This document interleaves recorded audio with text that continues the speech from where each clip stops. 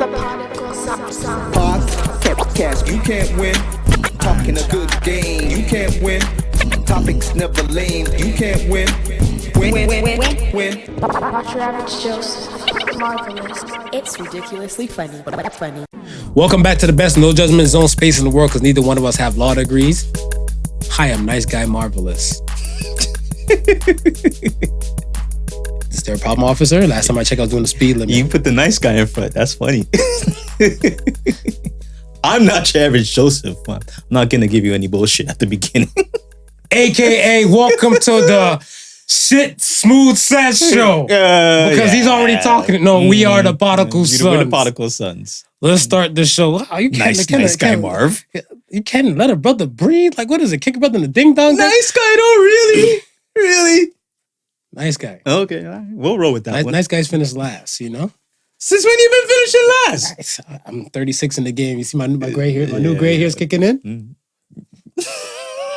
That was the last mean thing I was going to do for the show. It's nice guy. After that. Nice guy, Marv. Nice guy. To the folks at home, you didn't see that. You didn't see that. To you two people, that unfriendly gesture, no. I apologize. You didn't catch that at all. It brought it turned off the nice guy notion and stuff in me.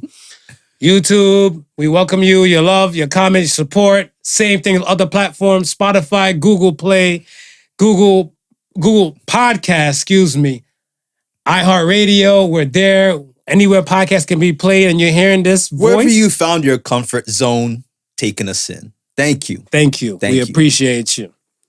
Let's start the damn show. Wait, you ain't asked me how I'm doing. It's customary, man. Well, you shit on me just a while ago, man. Is that what it is? Because I hurt my feelings. I'm sorry, man. How are you today on this Sunday, aka Mother's Day? Mama's Day? Mama's Day. I'm all right. Did a little reflection. You know what I mean? It's funny because Rollo hit me up and he was just saying he was about to check another school friend of ours whose mom just recently passed.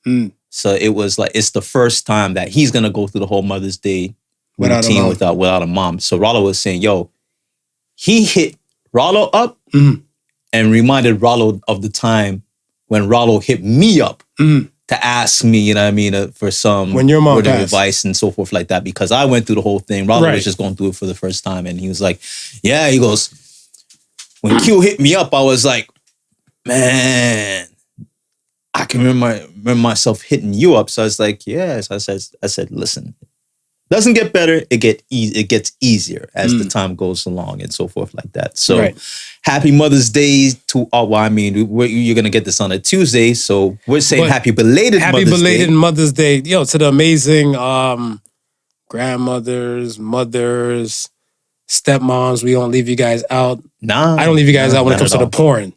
But yeah. Because they're pretty interesting in the porn. And happy MILF Day. Happy MILF Day. Happy MILF Day. You're not forgetting the MILFs? We're not going to forget the MILFs. You're not forget the MILFs. If you're a lovely MILF listening out there, just make yourself a little noise, a little woo woo, you know? That's it. To yourself. Mm-hmm. And give a little trot in front of the mirror. Yeah, a little Still got it going on. You know? Still got it going on. Every Mother's Day needs a Mother's Night, you know? So, the classic slogan. And yeah. Oh, and remember, Kings. Look at all cameras. Kings. Not all TNA is worth a brother's DNA. So not every chick. Oh, that's from Ice Cube. He said it in, can't remember what song it was. It's an old song. TNA ain't worth a nigga's DNA. The crazy chick will have you drunk off E&J. Yeah.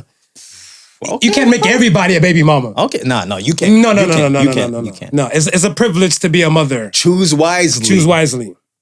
So yeah, that's my nice guy act.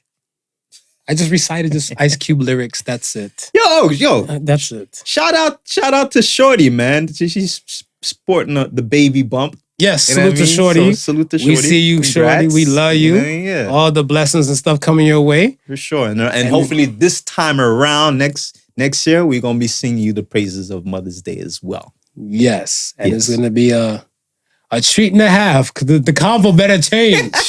The convo has to change. We're listening out for the convo. I can't wait. We're listening out for the convo? Well, I can't wait. Yes. For Mother's Day. Yeah. Mother's Day tonight. I would go home and rub one out to some stepmother porn just because how nice of a guy I am. How nice of a guy you are. I will rub one out to some Stepmother and MILF porn. and MILF porn. That's it. Because I support the day. Of course. Yeah. Okay. Hey. But better watch that DNA over that TNA. Nah, I gotta make sure like it don't fly You know, everywhere. If it right? fly everywhere. It's You know, a they put problem. plastic around the room.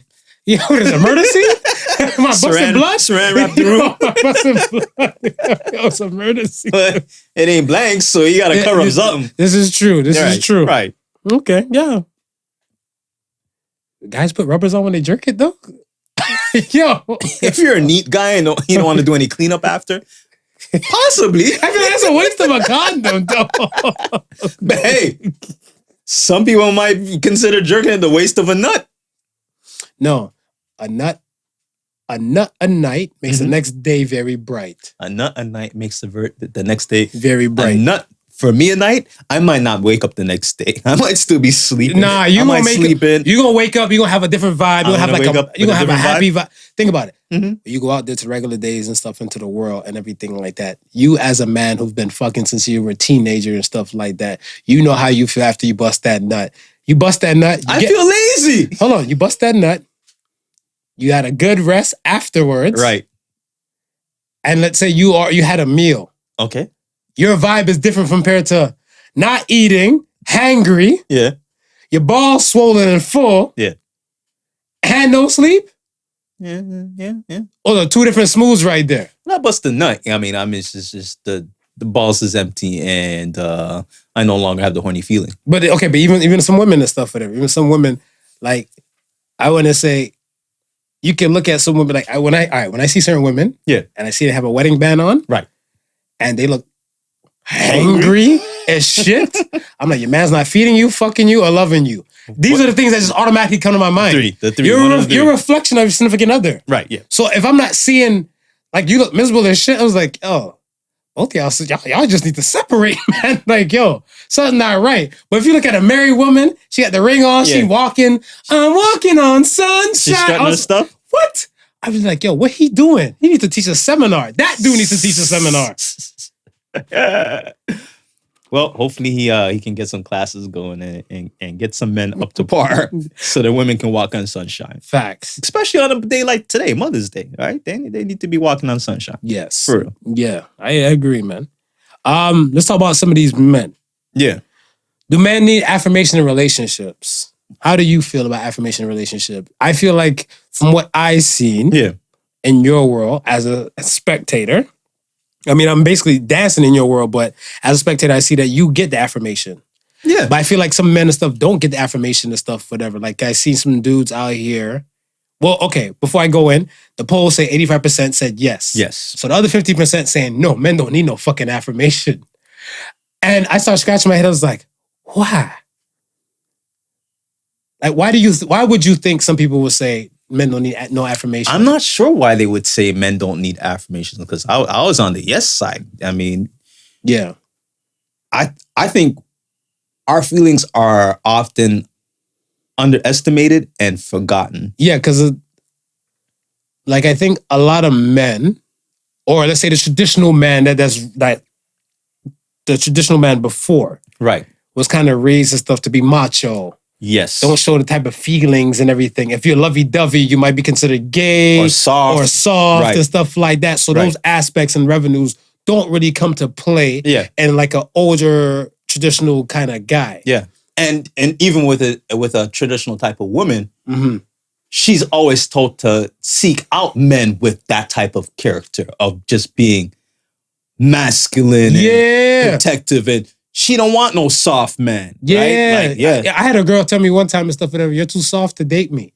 Wow. That she said to me and stuff, whatever, right? Because I think it was funny. One day I seen her and we were talking and stuff, but I know her from someone else. And I'm like, yo, you should let her brother take you out to eat one night and stuff and get to know me and everything. Yeah. She's like, nah, you too soft for me. I'm like, you looking for a dude with a criminal record? I don't understand. Like, what are you looking for? She's looking at your hand. Nah, you ain't got the pimp slap hand. I'm sorry, bro. I was like, yo, like, what's good with it? Whatever. Like, I didn't get it Yeah. at the time and stuff like that. And then I realized like, yo, there's just some women and stuff that just like those kind of types of dudes. Yeah. And you like what you like. You like what you like. You like what you like and stuff, whatever. But I always feel like my personal opinion that eventually they'll come back around. Yeah. Like no, I always feel like I think me it like that. You're right. Like I want to say with me, well, my growth and stuff I look at and stuff is that like when I was in high school and I was seeking the affection for women, Right. I would look at a woman and stuff like, yo, if you had a girl in high school who's probably doing like let's say the natural hair or the ponytail, it's all her and everything like that. She just come clean and everything like that. I'm looking like, I'm looking for the chick with the Mary J. Blige's little, what is it? The quick weave. The quick weave. The quick weave flips and stuff like that. I'm like, oh, you bougie with it. Yeah. Okay, you doing the most with the makeup. Yeah. I see your lip gloss is popping. Right. I just don't want your lips to be dry. Like a ponytail is sexy to me because it let me know it's your hair. Let you know you're real. Depending on the ponytail. Because you have the long ones that like Indiana Jones whips. Mhm. And like I was like, it's so funny how it comes around and stuff, whatever, when you have time to understand and develop. Right. Yeah. You tend to cultivate exactly what you want or the necessities in the individual you're looking to. And also the experience, right? I think after a while, like those women, they date those type of men and then start to see that you kind of need a sensitive side to have a balance. Yeah. You know what I mean? And then and it's like everything is just so rough and rugged and there's no, can we do that? No. You know what I mean? It's like they start to miss that. Like there's something missing. You know what I mean? So I think that on top of the maturity, on top of the realizing certain things, they start to realize, maybe I don't want a super soft man, but I think a man should have like a softer side to him. I agree. Yeah. I agree. Because I think you're right. It's the experiences, right? And I feel like when you don't experience certain type of things, it takes you a longer time to kind of play catch up to certain things. Like you're not supposed to be rushed on the course of life, but I feel you should experience certain type of things a lot sooner than other things. Yeah. Like if you're going to have a whole phase, a quote unquote whole phase, I feel like you should have it in your 20s. I don't feel like you should have your whole phase and stuff like in your 30s, 40s or something like that, whatever, because the recovery time ain't the same. The recovery time ain't the same. Recovery time ain't the same and stuff for that. Because if you're like, all right, you're gonna hoe it out for probably like 5 to 7 years and everything like that. Right. Let's say you start in your 30s. Yeah. You at 37 and stuff, you're like, all right, now you're gonna hone it in. But you probably done missed out the good people, or they probably got captured, or they probably not even looking that direction and stuff, whatever, no more, right? Yeah, no, I agree totally with you. I would even say it's funny how we have our sexual peak at the ages, I want to say between 18 and coming up to around 25, around there, that time. Like that, you have the energy to start really sowing those wild oats. So go out and sow those wild oats, knowing that at some point, you're going to have to reel it in. And I think part of that sowing out wild oats, that whole phase, is you got to be smart about it too, right? You kind of have to start assessing the women that you're dealing with, because then that kind of starts helping you narrow down the gap of the type of woman that you want to be with. So how would you know a woman has that affirmation qualities without being in a relationship with the woman? But I think that's where that kind of whole phase. I think if you're doing it at a frequency, and not necessarily a frequency, but you kind of tend to find specific qualities in maybe a specific girl. Okay. So maybe you might want to date a specific girl more than the rest. Big booty Trudy. Big booty Trudy. You know what I mean? Juggly chits Janet. Whoever. Juggly chit. But you're going to find certain qualities. Hopefully it's not all physical. Right. But something that you like, right? And then maybe it doesn't work out with that particular girl. But at least now you have like some sort of roadmap of what you're looking for, what you're interested in. Okay, so this is a good damn question now. So I have a question for you. Yeah. Help me to understand this. I have a female friend. Okay. She was with a dude for, she has a kid with the dude. One of the kids is from dude, whatever, right? She was with him for like 7 years. They have a 5-year-old together. Okay. They split, like, let's say, hell, for shits and giggles, let's say they split 2018, Okay. right? In 2020, he had a COVID wedding with a new chick. And a new chick. With a new chick. Right. How does that happen? Like you did a process elimination of you were with a person for 5 years for that long? Because I have different women asking me questions like that. Yeah. Right? And I always tell them and stuff, I'm like, I feel like it's a process elimination. You realize what you do want and what you don't And want. what you don't want. And then, but I still feel like it's still so fast and rookie-like. Because it is. I mean, for me, it would probably take a longer period of time before I would like marry something. Yeah, marry after leaving out something. Right. Okay, me too. But again, because it was 5 years that the previous relationship. 7 years. Being 7 years of being with somebody, if and I don't know how quickly they got married, like before. Like let's say so. This is from her side, right? Not from his side, but from her side. After they split, he had a little, I want to say, depression mode and everything. And let's say new chick became like his motivator and inspiration, latest and greatest inspiration. No, I mean the split, like when they got married, right? The 7 years. No, they weren't married. Oh, they weren't married. They weren't okay, married. they were just together. They were together. Okay. They were together. Okay, I get it now. Yeah, I mean, you learn a lot about somebody in those 7 years. And again, it might have been some things that you never knew that you didn't like prior. Mm-hmm. But being within that 7 years, you get to find out, oh shit, maybe because of this, that, and a third, I'm not really the type of person for this woman, or she's not really the type of woman for me. Now, this new this new woman that he had met. Don't cancel Smooth. Don't cancel me, please. You know, see, nice guy. Freudian slip. Nice guy. I'm learning. I'm still a piece of work. Piece of shit, but okay. Woman that he meets, right? Mm-hmm.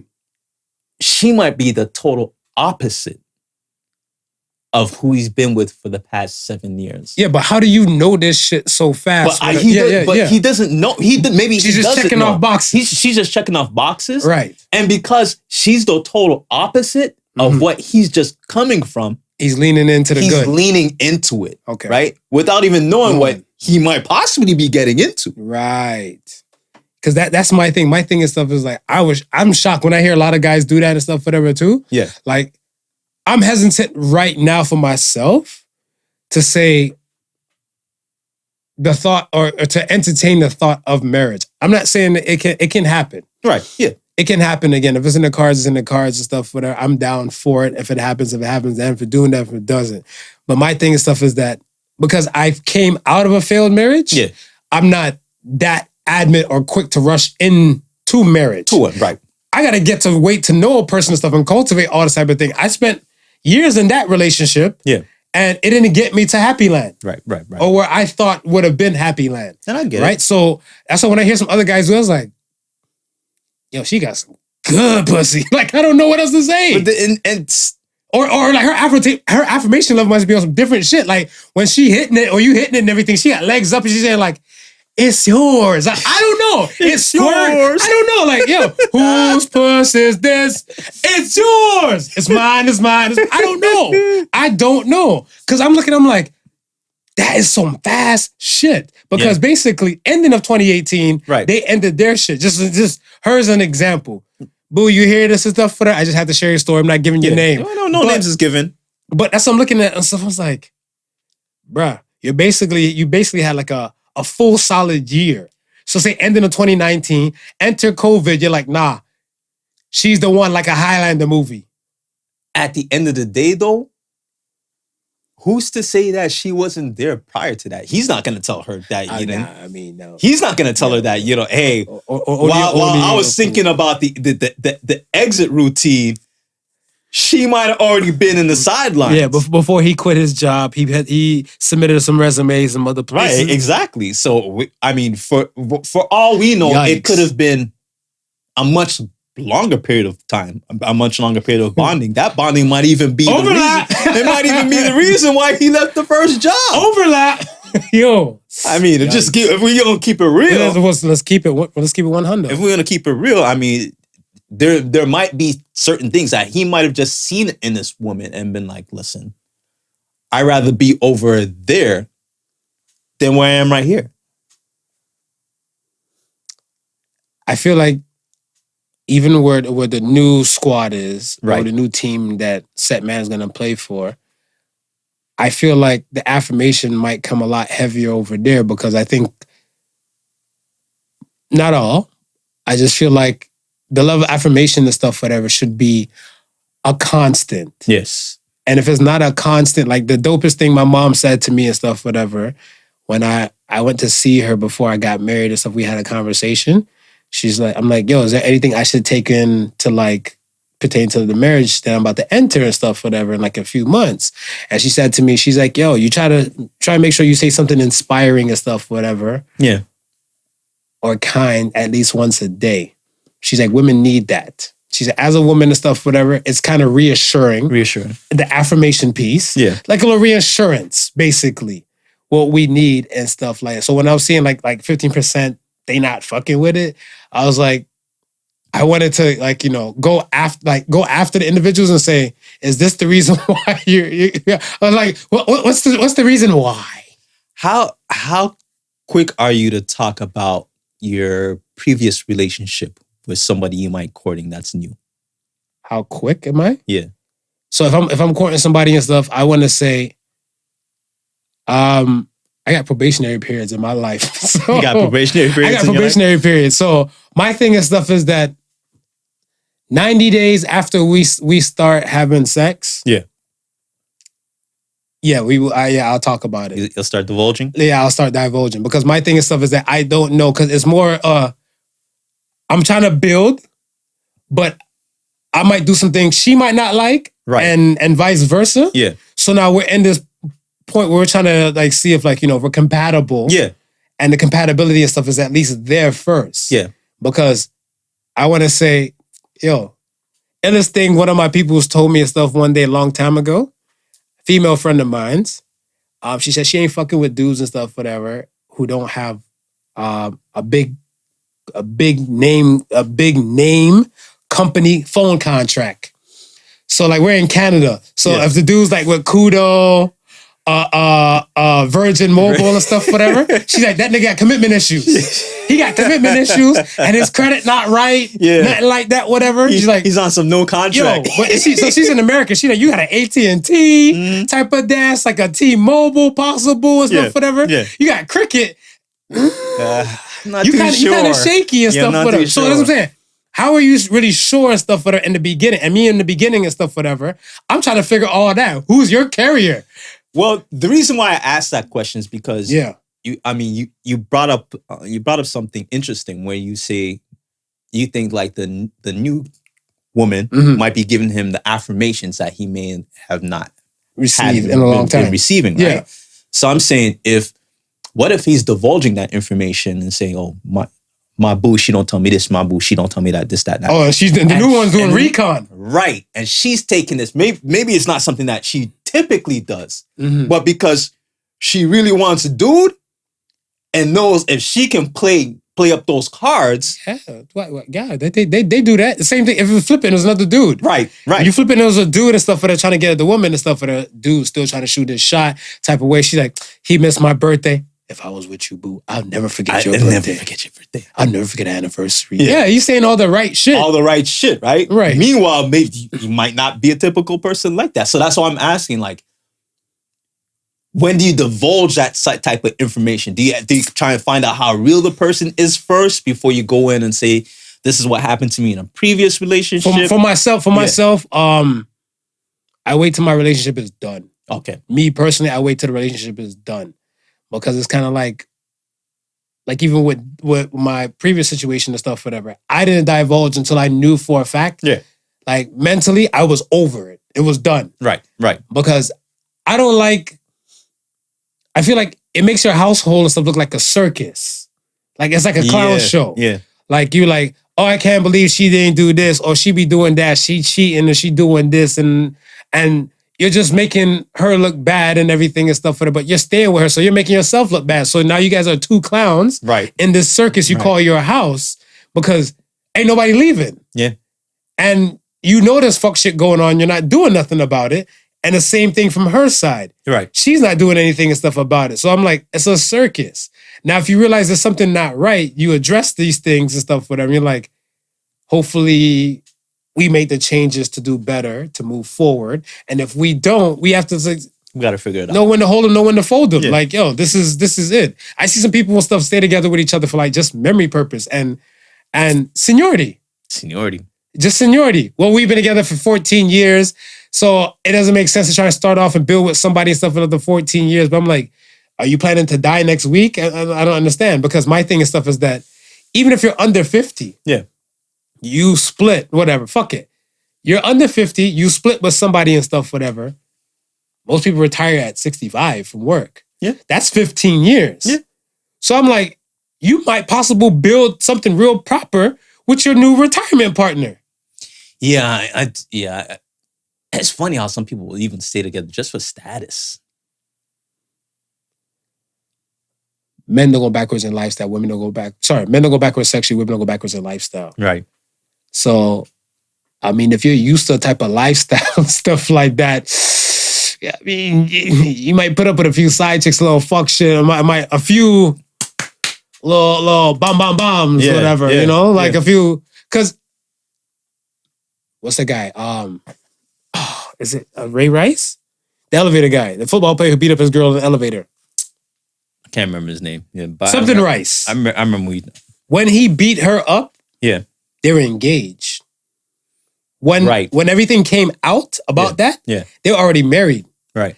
And she claimed to stand by her man. Yeah. And all the above with it. That's our business, blah, blah, blah, and everything. Like, boo, you're a battered woman. You were KO'd. He dragged you out like Captain Caveman. Right. When NFL cut his deal and all the above, that's when she filed for divorce. Because the status of her being married to an NFL player, I guess, was glorifying. Mm-hmm. And now he's no longer an NFL player. Shit, what the fuck am I here for? I could get beat for dudes for less. Maybe she was waiting to get half of that. Maybe it wasn't the status then. It was the status in waiting she was banking on. Because she ain't trying to lose that lifestyle. Oh, hell no.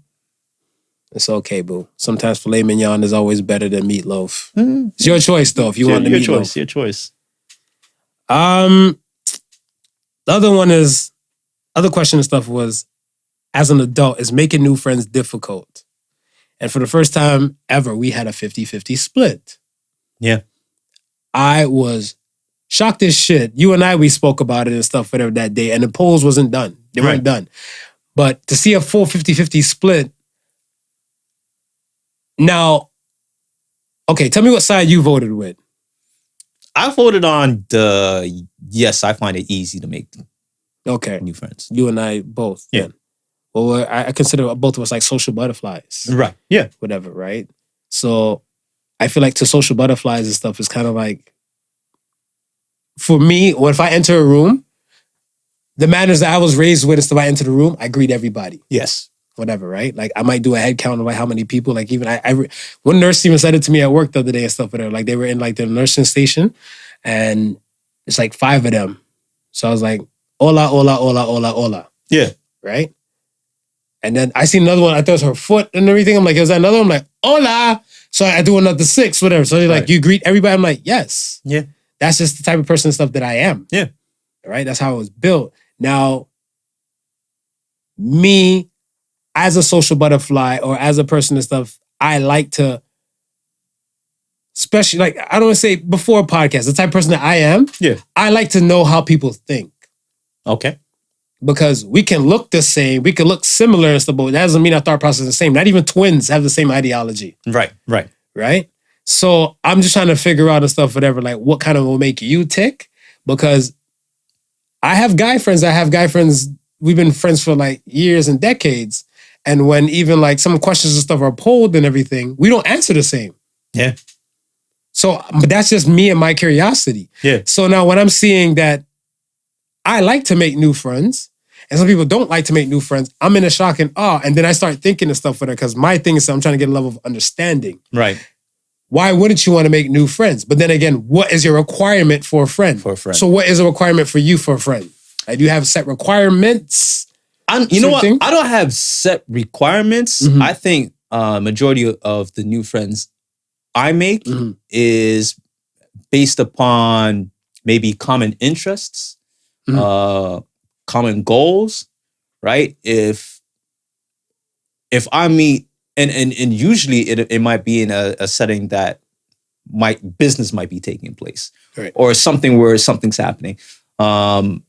If I'm out in a function with like a set of friends and I may know one person, I don't want to be the awkward man out. So I make the attempt to speak to somebody else, speak to somebody who I might not know. Because chances are, if you're a friend of my friend, there's a common bond that you might have, and we might share that common bond. So there's no other way of finding out, right? Unless we have that conversation, correct? Right? And then we have that conversation, and I find, hey, you may have something that may be of use to me, and vice versa. So we can continue this conversation. You know what I mean? It doesn't have to necessarily have to be only when we're meeting up in this group setting. No, we've bonded on a certain things. Like, I got a podcast. You like sharing information, talking about different stuff. You're a topic oriented person. You want to find out more? Hey, let's switch up. We'll chat it up after this, because we're not. That might not be the setting that we're in for that, right? Yo, hit me up later and we'll talk about that, right? We make the quick exchange and so forth like that. Even with like I said, like business wise. A lot of new people that I've met is through like the film and broadcast industry, because that's something that I'm new to now. Right. So it's not knowledge that friends I already would have. Right. So in order for me to grow in that area, I got to go out and meet people who have that sort of knowledge. Exactly. Right. So and that's. That it's never I don't think it's a necessity of any one particular thing, but if it's a beneficiary, I'll seek out that friendship. See, my thing is like, I was trying to understand like why, or is it a way that if I'm a non-social person, like I really want to make friends, but I don't know how to. Right? Like, do you feel like it's a good portion of people feeling like that? Or there's a good portion of people and stuff just be like, nah, people are fucking weird. I'm not messing with them. I'm okay with my little circle and stuff as is. I think it's the latter. People are okay with the circle friends that they have, that they already have. Interesting. And again, they might be only making new friends out of necessity. Right? Like, oh, okay, I'm now in this field, or I'm now doing this sort of thing. But then that means you don't need them as a friend. You just need the business, you might need them as an acquaintance. You don't need them as a friend. So that's not really a friend then. But a lot of times, though, if you're doing like business and you have like ideas and so forth like that, you might find something leading more to a friendship after that common bond is passed, right? Because you can only talk about business for so long, right? And then you say, well, you find out that person has a wife and kids, right? Son plays Little League baseball. Your daughter plays Little League baseball. Oh, they might be in the same league. Oh, you know what? I'm going to the baseball game next Saturday. Then it becomes something outside of business, right? It's something it leads to itself, but you won't know until you have those conversations. Right. So then those conversations won't happen unless you step out comfort zone, though. I don't know. I try to understand. I'm just trying to get a grasp of understanding where I feel like this question kind of felt like, would you rather have 5 more friends or 5 less friends? Yeah. It was kind of like in that realm, but it was kind of a little different because I feel like some people, I had a conversation with a relative actually earlier within that last week, and they were saying they feel like people always want something.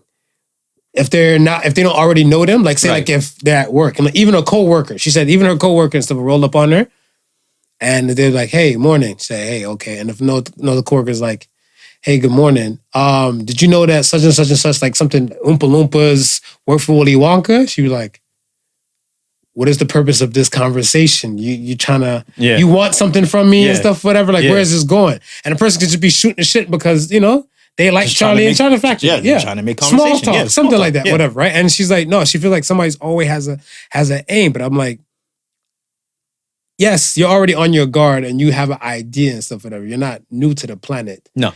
And to your surroundings, but you won't know that until you have a 15-minute conversation with somebody at least. Yeah.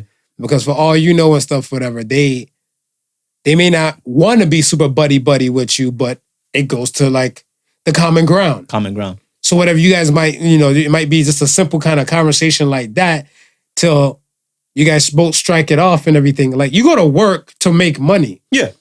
If you get a best friend or friend out of it, that's bonus. Yeah. Because your overall purpose is to make money. Yeah. When you go there. So I'm like, why not enjoy the bonuses of work? But it's, you know what? I'm glad you mentioned that because we got a little, I got a little clique at work. Yeah. We wouldn't be a clique if it wasn't for work. Right. And it just so happened that I was working in one area, right? And then I was moved to another area. And the other area I moved to was a bunch of young dudes. One of the dudes I knew because he actually started the same time as I did. So we were in the same orientation class. But because he was in the area already, he already made friends with two other bros. Right. So I was like, I got in the area. He's like, "Hey, what's up, Drew?" And this, that, and the third. And he goes, "This is my man Dario. Peace out to Dario. This is my man Vic." I said, "Okay, cool." And then, we started talking. Started finding out we had like a lot of common ground. You know what I mean? So it became a point where, we come to work, we're working so close to each other, the conversation's always just flowing, right? At the same time, the team lead that was watching over us bid out and a new team lead bid in, right? Team lead was cool. So we all started talking to the team lead and it came to the point where we have a little Facebook crew, right? Sometimes after work, we'll go to the bar and, go to a restaurant, eat together, and shoot the shit outside of work. This is kosher because this is on your time. It's not on work time. Right. So that's what I'm saying. I feel like that's more genuine to me because my thing and stuff is that I have tons of coworkers that want to have lunch with me. Yeah. But sometimes I want to utilize my lunchtime to for my benefit. Right. Like, fuck, we had a podcast meeting one day on my lunch break. Remember? Yeah. We had business podcast shit to talk about on my lunch break and everything like that. And I started people like, "Hey, where you going? Hey, you want to eat with us?" Like, motherfucker, we can't eat together. There's COVID. Yeah. But like, there's still business and stuff for that. I'm like, yo, that's my like when I make it on my time. Right. I'm like, yo, if we can't link now, why don't we link after work? Come by. Oh, I gotta go feed my pet unicorn. Oh, the Oompa Loompas are coming in town. So if you have these type of excuses and stuff on your time, then that's a problem. That's what I'm saying. Like lunchtime, I might not be always at the luxury or disposal and stuff whatever because that's my lunchtime, whatever. But like off the clock, I think it means more when we take the time out of our own free time for sure to do this, and that bond builds better. Yes, because I want to say we're not under time constraint to say we got to get the fuck back. Yeah, or blah blah blah, and hopefully the conversation isn't all, fuck, I don't want a conversation after work to be about work. Nah, and that's what I'm saying. And these dudes, they're cool as shit. You know what I mean? There'll be 1 or 2 conversations about work. Yeah. Something that's let's say messed up. And 20% of work and then 80% of Real life shit, fun shit. Just real life fun shit. Yeah. You know what I mean? And we'll link, we'll go here. I mean, just pre-COVID, but Yeah. I'm just saying, if I was of the attitude of no new friends, then I wouldn't meet such wonderful people. Yes. Please make friends. As adults, it's not hard. I think my final thought on it is that it's 6 degrees of separation. And I'm not saying you want the most out of life, but I feel like most people, happiness should be at least one of those things you want. Yeah. And everything. And if you're happy where you are with your no new friends and everything like that, then by all means, because if there was a nuclear blast and just your set friends are just around, are you Right. okay with the world and was it what it is? If you need other people and stuff to help function and stuff and everything like that, like hell, let's say one of your friends might not be a doctor. Yeah. What's the harm making a doctor as a friend? And I'll also add to that. Mhm. I think part of the problem might even be your environment too. Ooh, talk about it. Because if you're not in a situation where you're seeing anybody new, you're interacting with anybody new, Mhm. how can you possibly make new friends?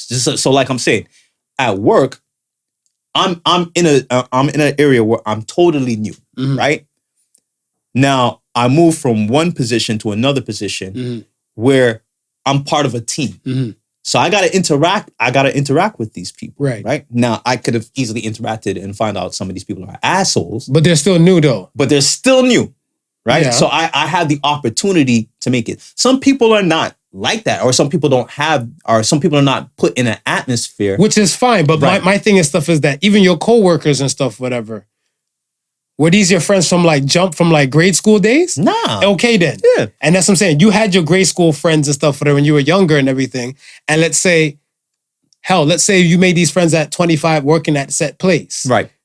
These are still newer friends. Yes. You're not shutting down the idea from making no new friends. Yes. You're still making these new friends. So you might still have the possibility of those other friends, but now you're adding on to what you had before. Adding on to what I had before. And that's just exactly what it is. Because one of my oldest friends and stuff, whatever, is my boy Benji. Salute to Benji. Shut up, Ben. We've been friends and stuff since freaking elementary school. Right. Right? And today we're still friends. Right.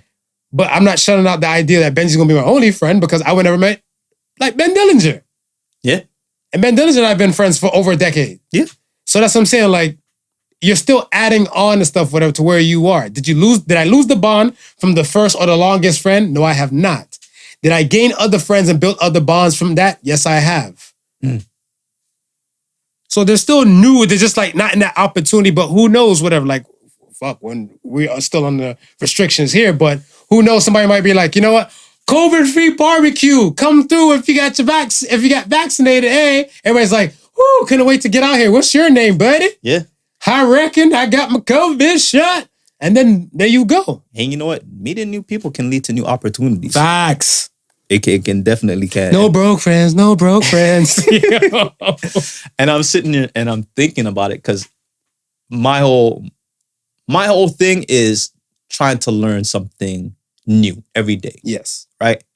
And it might just be important to try and find somebody new to converse with and have a conversation that you never had before. You should. I feel like the best kind of conversations will come from people who you don't agree with. Mm. I always feel like that because I want to say if you were my only teacher, Right. right? You were my only teacher and stuff, whatever. There's no Carrie. There's no Ben. Yeah. There's no Shorty. Yeah. Just you. Yeah. My information and stuff will become stale and rigid Right. because I only learn everything from you. So I'm Right. basically like an echo chamber of what you and I might say and stuff I'm taught now. So I have no space, shape, or form of understanding how Ben Dillinger might be, how Carrie might be, how Shorty might be. Yeah. These are different worlds and stuff and everything like that. Well- Where I can learn different experiences and different things and stuff and different ideologies from all of them. Well, not only that, when you learn different experiences and different ideologies from them, Mhm. and you come back to me, you're also expanding my knowledge in my education. If you're willing to learn. If I'm willing to learn. Yeah, if you're willing to learn. But that's what I'm saying. A lot of times it's kind of like, see, I look at it like where how segregation kind of falls into. Yeah. Because for years I was trying to understand segregation. Okay. One of my greatest mysteries for myself, I'm trying to understand is how come you do not know me? This is to a racist. You do not know me, but you hate me because of this. Right. When I could be more diverse, more into your world than you think. I went somewhere. There's a White Snake song. White Snake is an old classic rock group. Yeah. Right? They got this fucking hick song. I fucking love it. It just straight to the point about porn. You know, I'm the king of pervert. Right. Song's called Slide It In. Right. Slide it in. Yeah. Right to the top. Slide it in. I ain't never gonna stop. Slide it in. Slide it in. Yeah. Slide it. And I heard this shit. I was like, this guy's like, yo, I just want to fuck. Right. Yeah. I just want to fuck. Yeah. I can agree to that terminology. That's it. I went somewhere and this white dude looked at me like for the longest because I didn't know he was watching me when the song came on. Right. So I'm singing the song and shit like that, whatever. Yeah. The guy came over, he's like, buddy, I gotta buy you a drink. I've never seen a fella like yourself sing a song like this. This is a classic song. How old are you to be singing this song? Right. And then so we start having a little thing. Me, I'm having my drink. Yeah. We're having this conversation and I'm going in to like other like kind of musics and everything like that. He's like, bruh, like I would never think, he's like, can I be honest with you? I would never think a black man would know these songs. Right. So I said, yeah, but you shouldn't just assume I'm only one type of way. Right. And that's what I'm saying. I'm like, whoever taught you that has a rigid kind of ideology. Because when you're from different places, why not try to learn about different things? You know what though? Kudos for him seeing you sing that song. Yeah.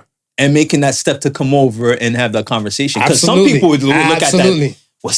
What's that nigga over there singing? Yeah. He ain't got no right to sing White Snake. But I did the little rhythm and stuff, whatever, like, slide it in. So he's like, where were you doing that? I was like, oh, that's just my little groove, man. Because I was like, yo, slide it. I'm like, he's like, so how do you slide in? I'm like, oh, me, I'm hitting it from the back. Right, so I'm grabbing her waist area. So I'm sliding in. And he started laughing. He's like, yeah, you're my kind of guy. So I was like, it's dope. You have to get a bit of this, that, and the third from the world. So that's why when I hear people like, I want my child to only marry black. Yeah. If I'm black. Or I want my child to only marry Jamaican. Right. Because I'm Jamaican. Like, no, this is a rigid way of thinking. Of course. I'm like, I find it dope that like, you know, like, yeah, I'm a fan of black love. I'm not going to lie about that. Yeah. There's no secret in that. Right. But my thing and stuff is that I'm a fan of real love too. Be like, yo, what if the type of person, let's say black man, or let's say black woman isn't getting that kind of love. We know black women is ill-treated. Right. And she's not getting that kind of love from like probably the brothers. Right. But there's a white guy out there and stuff whatever that can fill that void and he's everything what she's looking for within a man. Right. Yeah.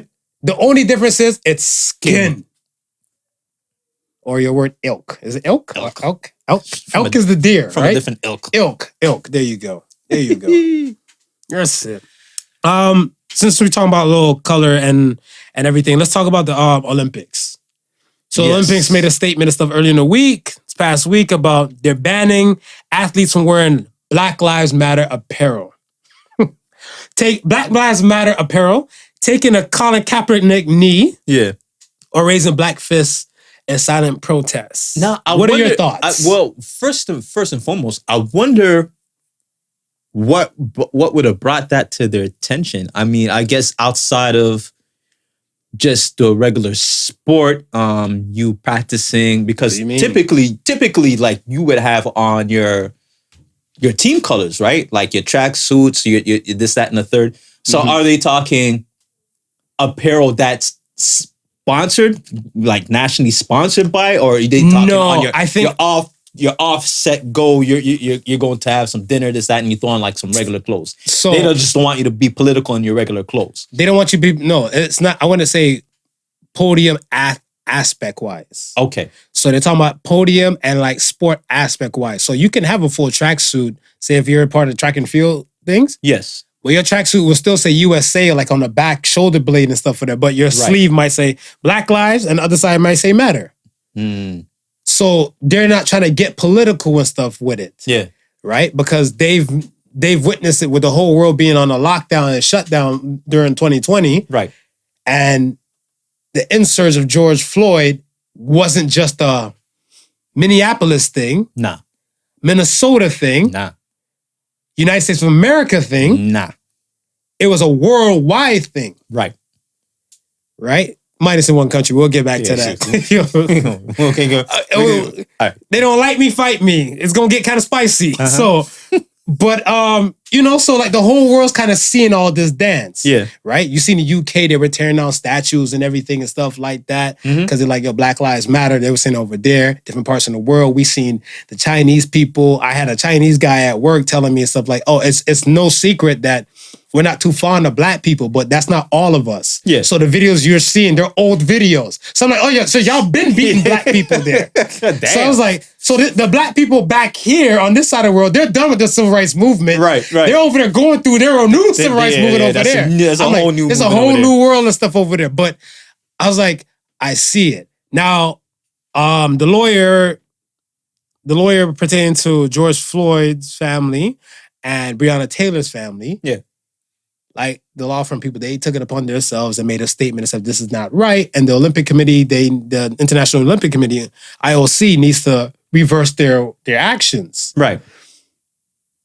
It was frowned upon when Tommy Smith and John Carlos did the Black Fist in the 1968 Yes. Mexico City. Right. There you go. I'm not too old yet. 65. I'm looking for the retirement friend. You looking for?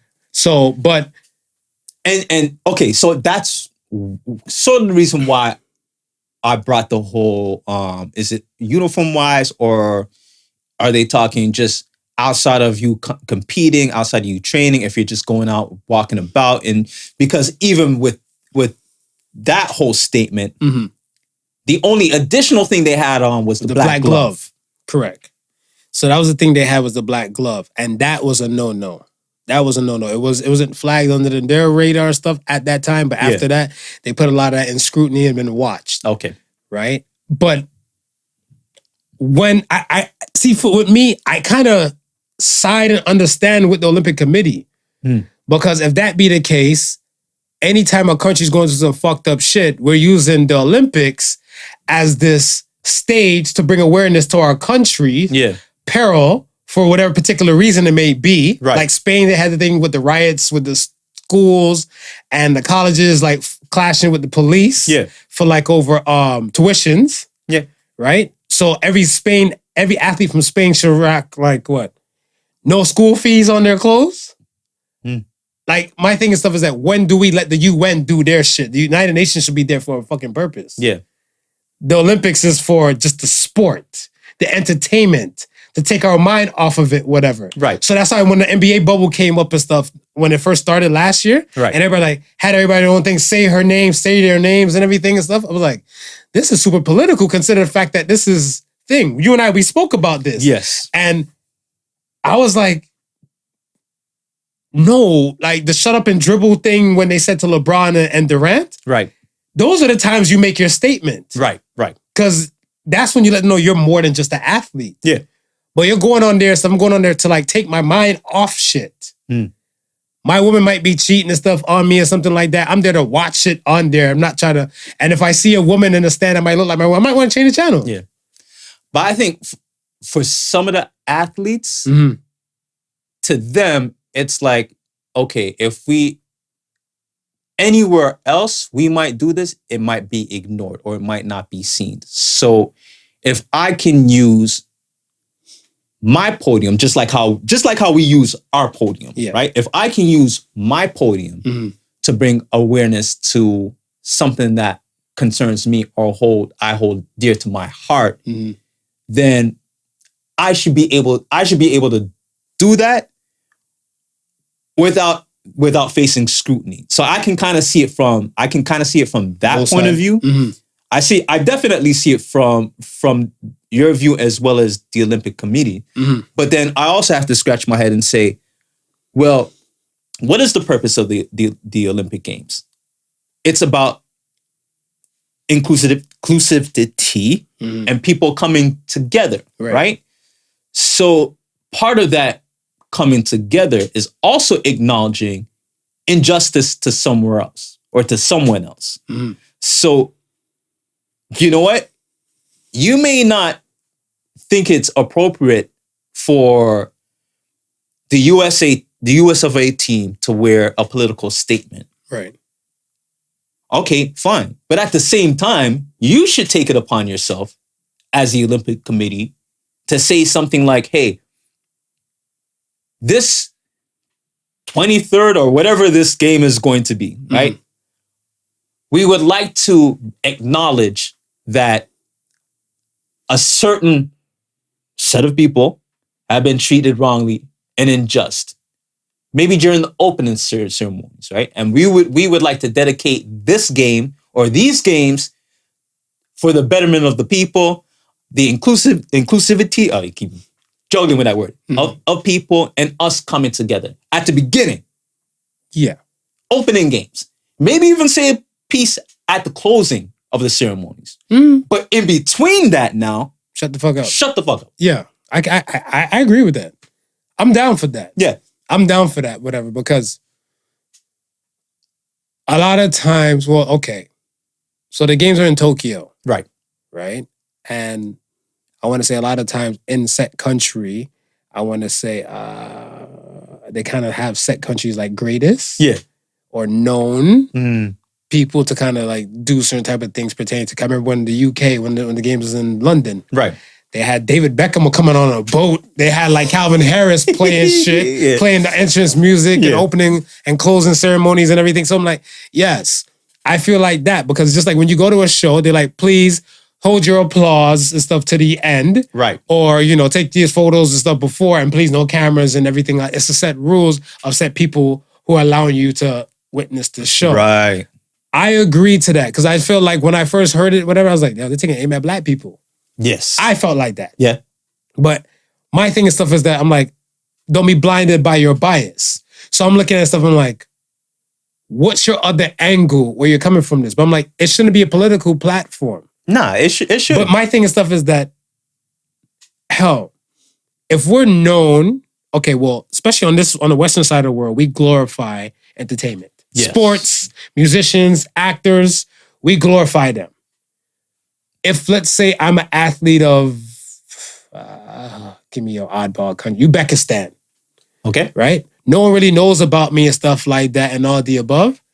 Yo, and let's say my country is starving most of the people and stuff. They're not feeding people who make minimum wage. I don't know. We'll say something. Whatever. People to Uzbekistan, I don't know your issues. Forgive me. Yes. I'm not disrespecting you. But if that person came out and said, I'm going to these games to represent me and my neighborhood from the plight that we went through all these years. So what I'm hopefully to come back with gold to represent and stuff, whatever. That this is for my peoples, that somebody from our neck of the woods doesn't have to go through the struggle, the beatings, the blah, blah, blah, the injustice, and all the above. Right. Them going to social media saying that they're utilizing their platform. Right. Because right there now, they were like, oh shit, word of mouth is a hell of a thing. Still a hell of a thing now. Okay. So now you're on, like say for your people in Uzbekistan, they're looking like, oh shit, there's this one guy, Bratislava Jr., he out here making this statement. Right. Let's watch him and see what he do. Yeah.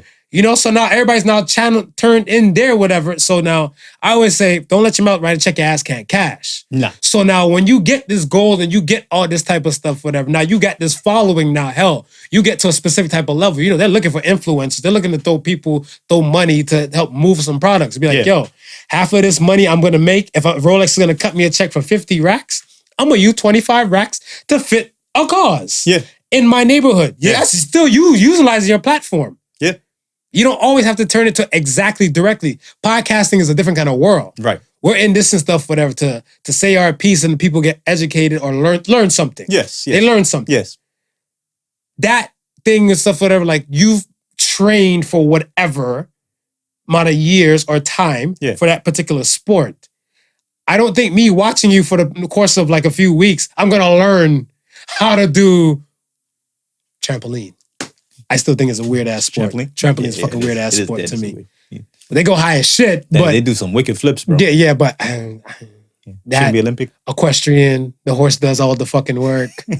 Like it's Sugarfoot that's doing everything, whatever, That's Woody Woodpecker's horse. That's why Sugarfoot. Sugarfoot. That's what I remember. I call every horse Sugarfoot. But that's what I'm saying. You can utilize your platform Yeah. in your own type of manner. And I get it. But I mean, I also look at it from this standpoint, right? Kaepernick.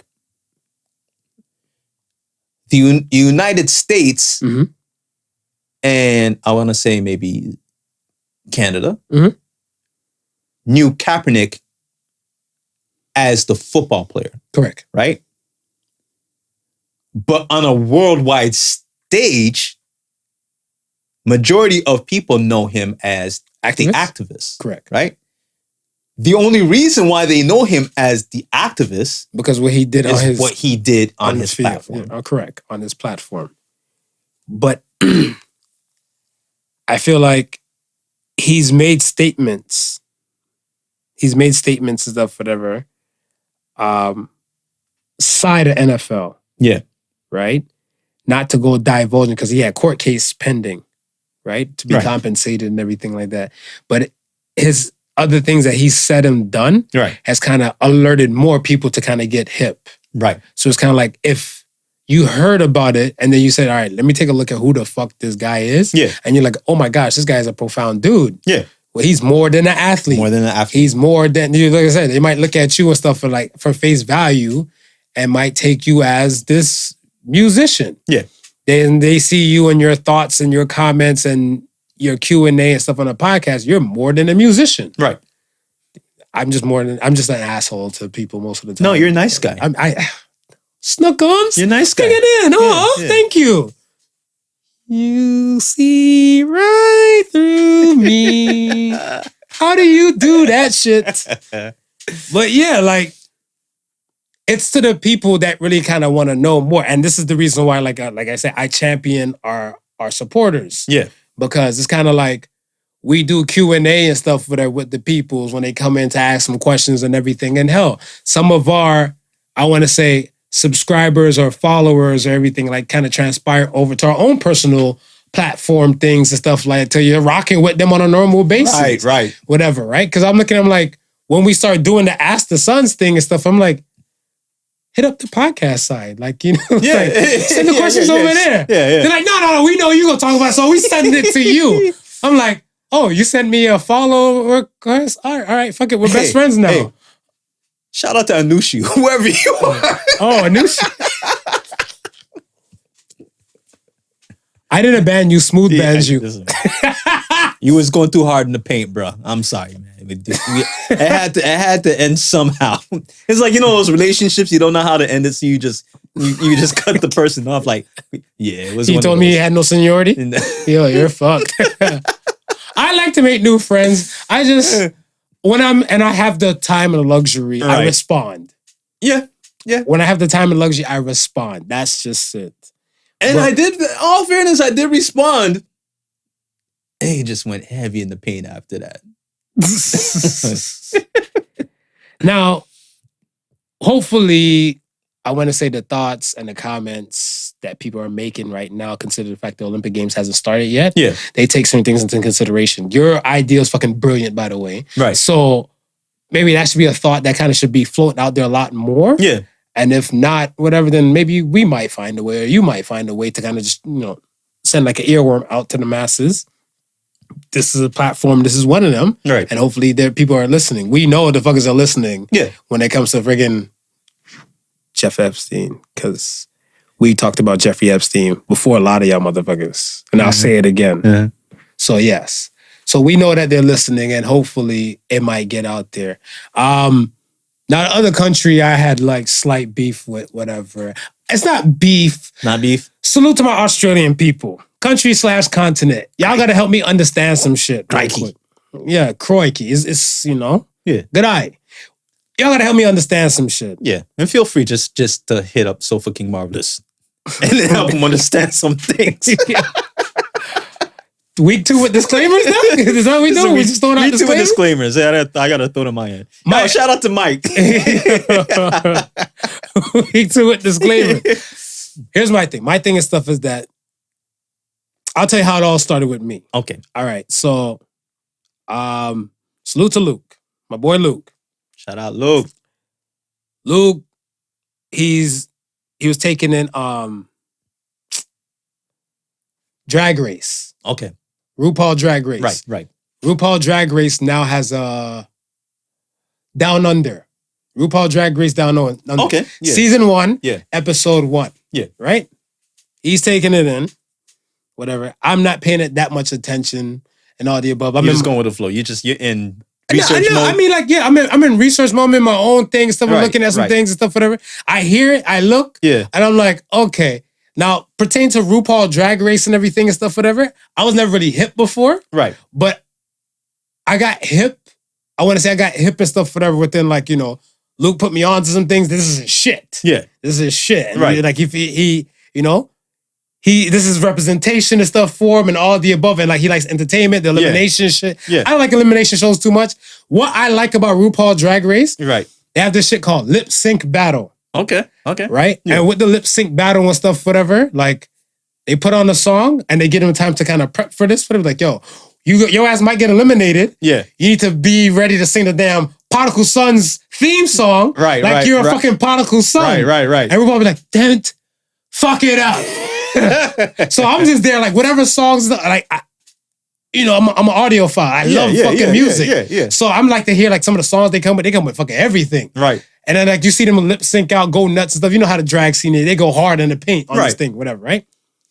Everything else don't mean shit to me until it comes to lip sync battle. Yeah. So I'm not paying that shit no attention. But I'm in my phone, doing my ones and twos, and all I hear is, I'm representing for my black people. Now, I seen the fucking cast. Yeah. I see no one on there with a tint of melanin. No. So my ears perked up like a dog, like you listen to this for the door or whatever, You right? gave this to Yeah, I was like, like, black.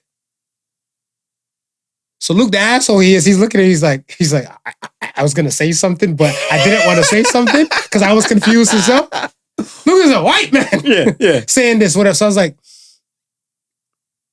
yo, is this on demand? Can you bring that back? I need to hear what the fuck I fucking heard. I was like, ever brought it back. Then when I'm hearing this shit now, whatever, Right. I was like, you're native. You're native. Yeah. Aboriginal, indigenous. Right. What?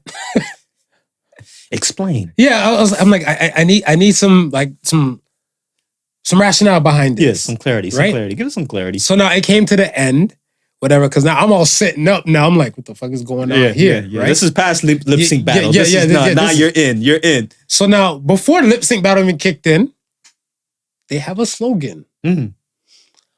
Always am and always will be. So I'm like, is that's their Black Lives Matter slogan over there? Oh. So not only they consider themselves black, they have a Black Lives Matter slogan. Always am and always will be. So I had to do some research and stuff before I started talking my shit. Right. But I was like, if they're considered black, what the fuck would they call me? Blacker.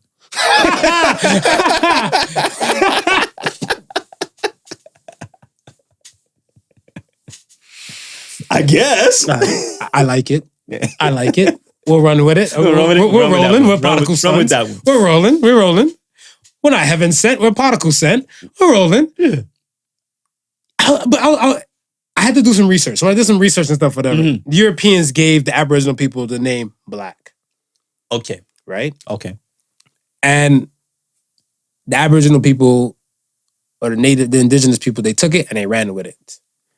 And which is fine. My question is and stuff, whatever, is that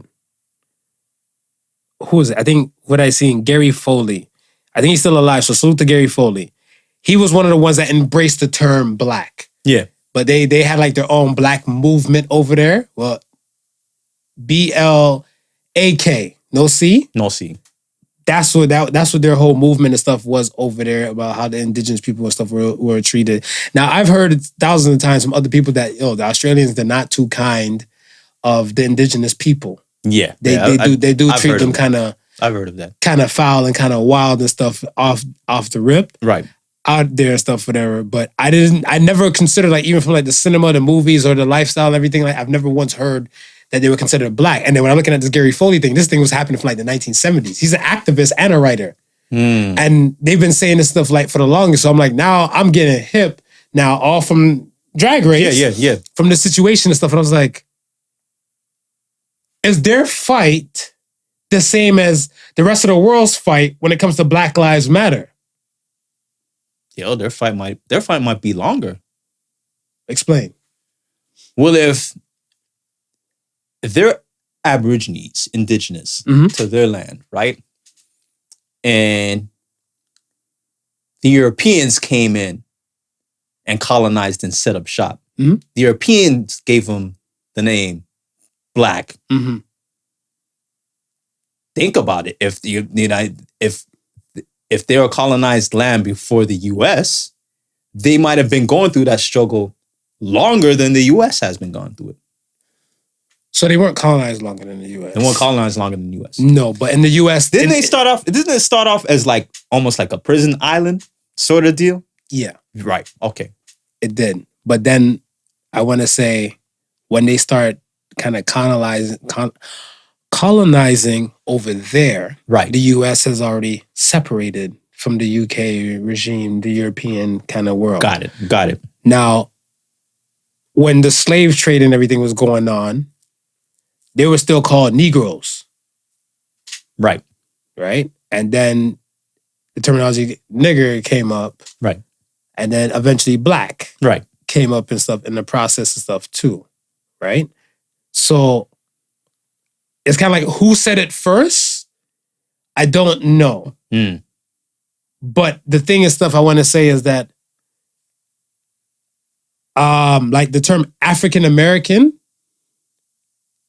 it just says that it's broad where you came from some part of Africa where you don't know. Yes. Like if you're black or you're a Jamaican and you're an American and stuff, whatever, that needs to say you're Jamaican American. Right. Right? That you can, there's some place or form that can link your lineage somewhere. Right. To the black folks in America, those black ones, they can't link lineage. They just know they came from the slave trade. Right. So they can't link lineage and stuff, whatever, to say like, oh, well, we were brought from Nigeria. Yeah. We were brought from Ghana. Yeah. We were brought from other places and stuff, whatever, right? They can't know, they don't have no lineage. So it's kind of like, you have no flag where we can put you to. Right. Hence, it's just a black flag. Yeah.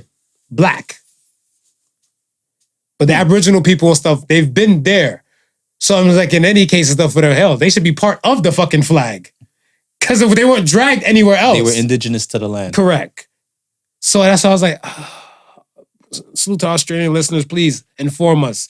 You can hit me up in my DM. No, you can hit me up too, because this is interesting. This is the disclaimer over there just got dissolved. Listen, if you are offended, the disclaimer still stands. Yeah. But if you're here to educate, I'm your man.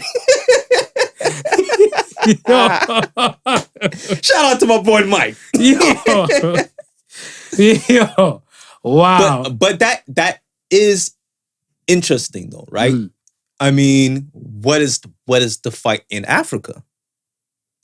Because they're the colonizing of Africa itself, but they were already there. The Africans were there. Correct. Right? So is their fight a similar fight?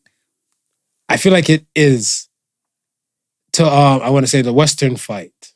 I want to say half and half. Not really half and half, but I want to say a percentage might be like to the Australian side, to the Aussies. Yeah. And their situation, because like I said, they were already there. Right. They were already there. But it's kind of like you see when you hear about what is it? I think in Kenya, with a Chinese restaurant. Chinese people, they're not indigenous to Africa. Right. They went to Africa and now they have these rules and parameters saying, yo, our Chinese restaurant doesn't allow poor black people past 6 p.m. Like if you're not, I want to say affluential, you got to get the fuck out. So if it's 5:55, that's in Kenya, in Africa. Yeah. Because I had a friend who did I'm saying missionary. Right. She did a missionary. I'm about to say she did church stuff, whatever. But she did a missionary, and she said she was eating in the restaurant. They kind of looked at her like, "Hey, so we're kind of closing off to regular people in the next like 15 minutes. You got to go. You got to hurry to. Can we get you to go container?" She's like, "Wait, what?" And then the people that she was with, they were from that area, right? And they're like, "Oh yeah. If you're a rich black politician, affluential, you can stay." But if they don't know you and you're not knowing stuff like that and stuff and everything, you got to get the fuck out. And she said that's a good portion of the Asian businesses there. Because they think the other black people and stuff might be quote unquote part of like Boko Haram or other type of like terrorist organizations. Okay. So they don't know and they said they're doing it for their safety. But I'm like, you came here to set up shop. Yeah. I mean, if that's your reasoning, then just shut down to everybody. And that's what I'm saying. Like my thing and stuff is like going back to the Aussies, they came there. Right.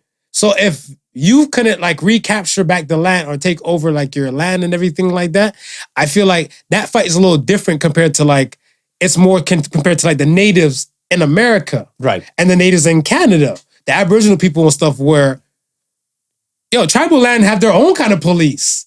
They have their own kind of rules and regulations and all the above. Yeah. Like I remember I heard KKK in like North Carolina way back in the day.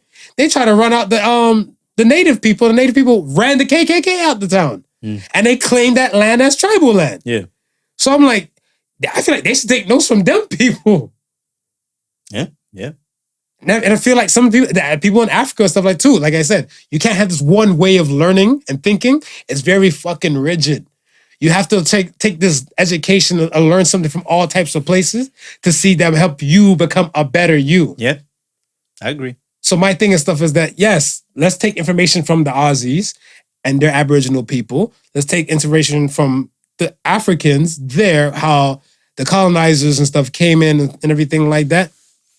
I feel like we can work together with specific amount of people. And some other things, you just got to claim for yourself. And over here, by Black Friday, we're trying to claim shit for ourselves. Right. We notice that the black people in the Western world over here, we don't have capital. Yeah. This is the reason why we're treated a type of way. Yeah. We have to start claiming shit for ourselves to get back shit for us so we can have leverage. Yeah. Yeah. That's why I'm saying like, this much, our fight might be similar. Right. But the title and the name just kind of fucked me up with it. Like I said, I was It's like, just threw you a curveball. What? Especially when you looked over in the cast and you didn't see nobody that looked like you. Man, and no one looked like me. I was like, if I'm a white cop and I see you and I see one of them and I wanted to kill a colored person, you getting a slug. Yeah, I'm gonna get in it first. You getting a slug. Because I might take him for Latinx, I might take him for like, like This is true. Indian folk. I don't know. Depending on the tone of like them. So it was just some thing. Okay, I digress. I calmed down. I'm back to Nice Marv again. Nice guy Marv. Yeah, I'm relaxed. Let's talk about this Mother's Day thing. It was picking me on my mind and stuff for a minute while we were shooting the shit about the whole Mother's Day thing earlier. Yeah. Tell me if is it fair, is it fucked up for you to buy your wife and your mother the same gift on Mother's Day? I would strive to buy my wife and my mother two different things. Well, we got a 2-for-1 deal. Not lingerie. That's out of pocket. Yeah, that's extremely out of pocket. If you bought your mother lingerie. That's out of pocket. No, but okay. Tell you what I would do. Hold on. What if? Right. I'm playing devil's advocate here. Mm-hmm. You walk past Vicky, like mall. Mm-hmm. You walk past Vicky. Yeah. Buy one robe, get the next robe for free. You know what? I'll buy the one robe and get the other robe for free. Mm-hmm. The two of them will get robes, but I'll also get something additional. That would be different.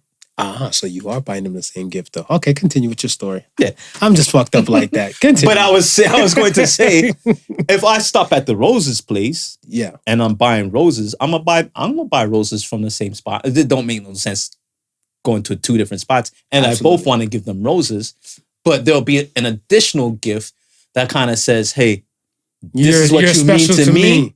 And this is what you mean to me. So you can't cheap out. So even if you get the twofer, you still got to spend some more money. You still got to spend a little bit more. So if you get a twofer and you just get two different types of cards, you get the twofer deal, and you're like, to a special wife on a Mother's Day, and then to a special mother that helped make me who I am on a Mother's Day. That's still spending I put the extra. disclaimer out early. Oh my god! It also applies Quit being to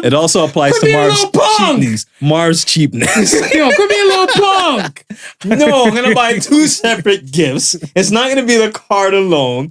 The flowers, can come from the same spot. The two for robes, hey, mama, you need a robe. Wifey, you need a robe. Everybody needs a robe. Everybody need a robe. Everybody needs a robe. You should rock a robe. I got a nice I got a nice fluffy one that's comfortable. Yeah, bitch. We seen it during your COVID chronicles. Yeah. It's a soft you know, terry cloth. terry cloth. It was terry cloth. Yeah. Mine's a terry cloth too. There you go.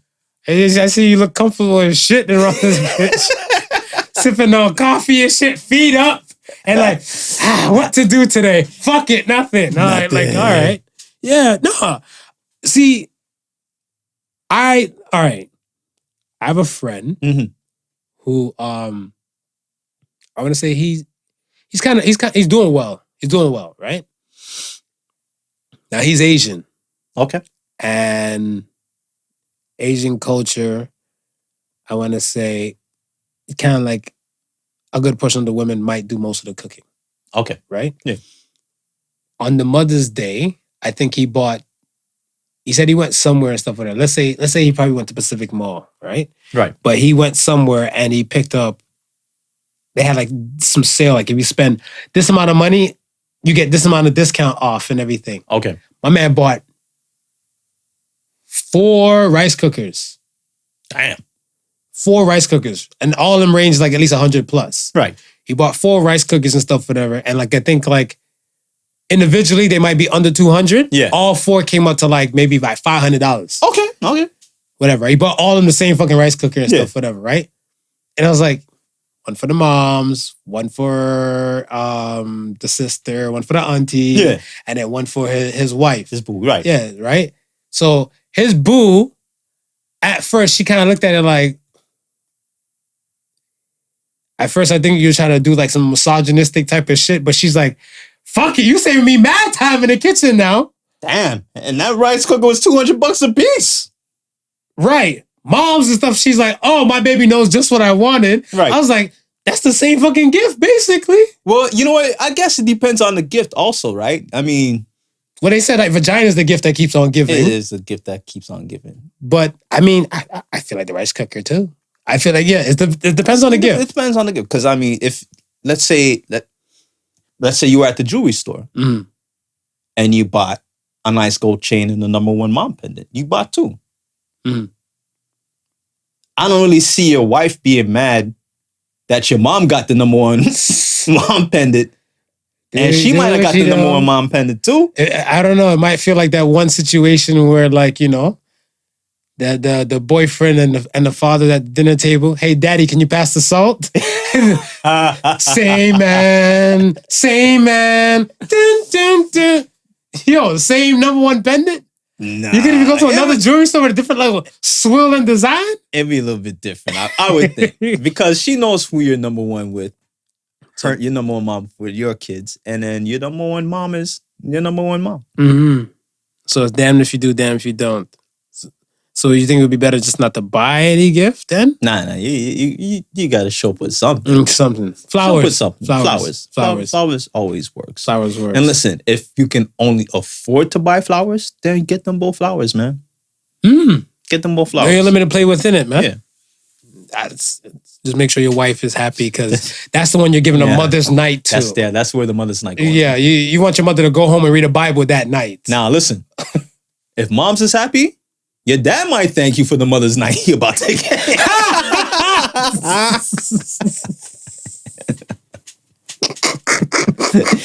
I mean, it might be one of those gifts that keep on giving, bro. It might be one of those gifts that keep on giving. Okay, let me ask you this. Speaking of wife, if you could marry a trophy wife, would you? You were well off. You were well off. She's just there for looks and sex. I don't think I could do it. Why not? At the end of the day, I need somebody to have some substance to them. What's the substance to you now? The cooking, cleaning? No, not even like the cooking and cleaning. Like, but maybe like if she has some sort of passion to her, like if she's an artist. Her passion is a makeup artist. I just gave you an artist. But I don't want somebody who just wants to just look good 24/7 and not do anything else. Because what's going to happen when the looks fade? You see, my thing and stuff is that with all this high value talk and all that type of stuff about like, you know, dudes fitting the bill and all that type of stuff. Right. You're basically asking for a trophy. Like Game and them or the Derek Jacksons are basically asking like for a trophy wife. Yeah. Like, I'm not saying you gotta provide every fucking thing for me, but I would hope you can hold your own weight, because if I poof vanish in a Thanos snap, Yeah. are you gonna be okay without me? Mm. And if the question is no, then I don't want you. Yeah. Because like I'm like, in today's times, like, why is trophy wife still relevant? That's the thing that's kind of bugging to me. It's a good question. You don't have an answer. It's a good question. Folks at home, listening. I mean, is it still maybe it's still considered a status, a status symbol, right? Like you walk into a room with a lot of high valued men. Yeah. You want that good looking woman on your arm. She almost becomes a symbol of your wealth. Even though, because I seen something even on World Star sometime earlier in the week where this woman said her husband had a conversation with her and said, "You're doing skip the dishes like 2 times a day. Yeah. Like, yo, you got to cut back." And then she took it upon herself, went into the mirror at a hotel.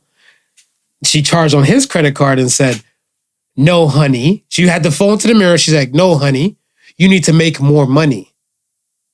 I don't need to stay in the kitchen all day. You need to make more money. Quit crying because you're broke and step your money game up."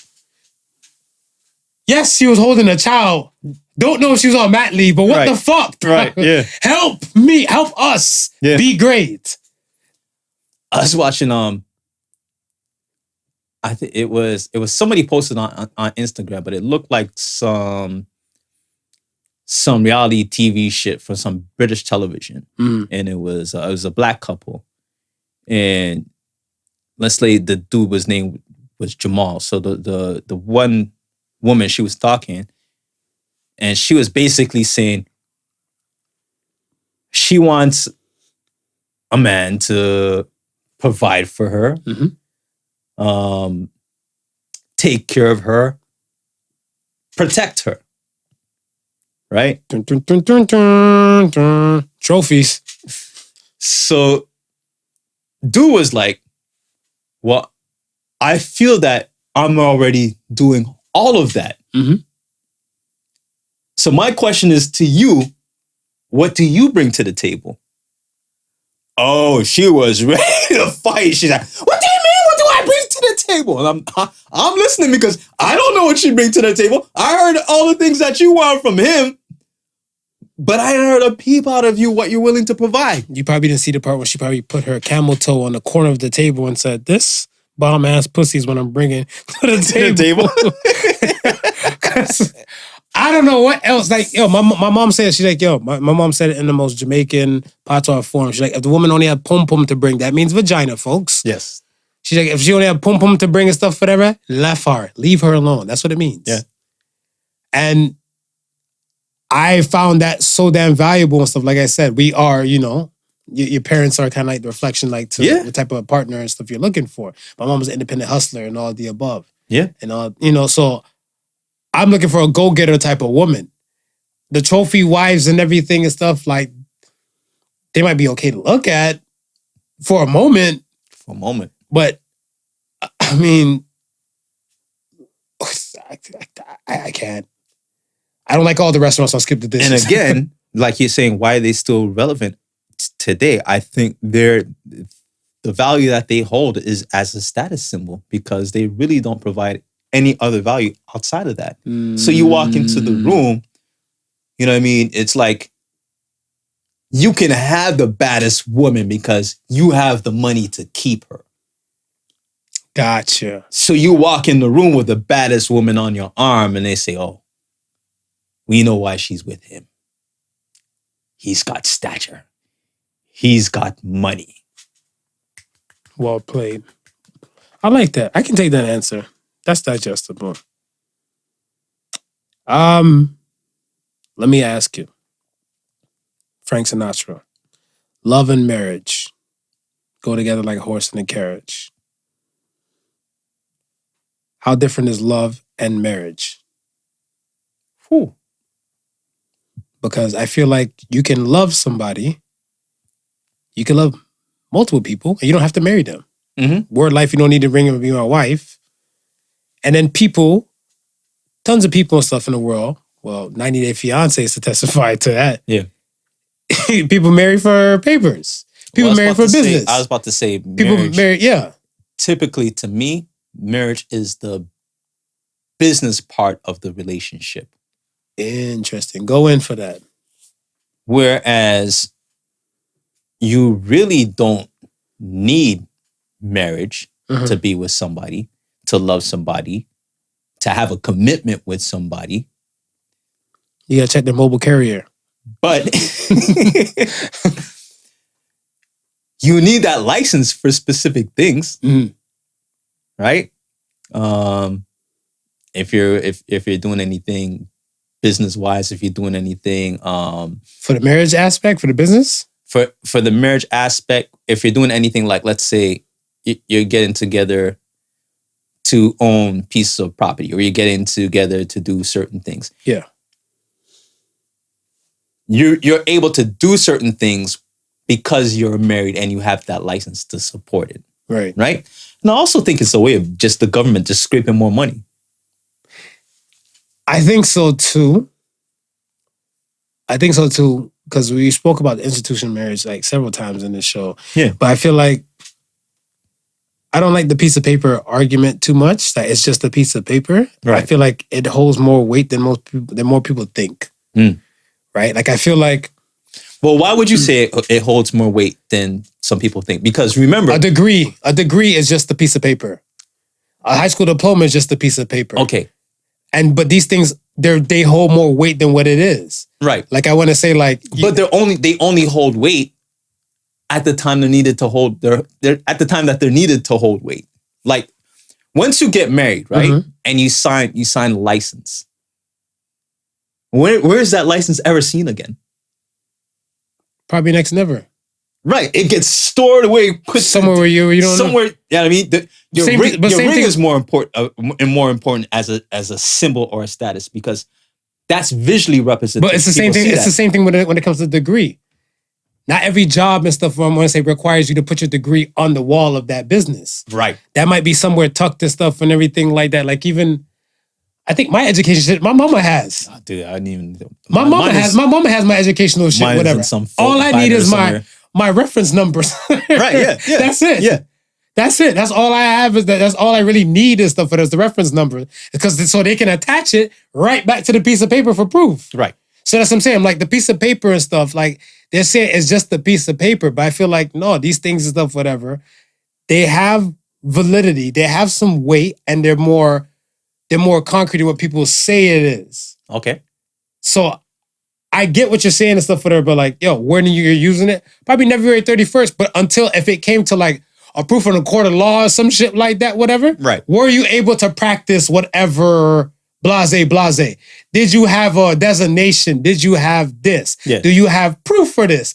Let me dig the crates. Then you go and dig the crates. Then you might dig the crates. But then other than that, whatever, no. But it's still known for a fact that it's there and it symbolized that this is I don't say form of completion. I want to say marriage is a course. But it is. It's a course. Yeah. But I mean, it's something and stuff like along those lines. Yeah. That even the piece of paper holds more weight, whatever. Like you can get a bill, you pay the bill. Yeah. That's a piece of paper. Yeah. After you pay the bill and you have zero balance, that piece of paper is done. Yeah. That's done. But that's what I'm saying. And even a receipt, right? Mm-hmm.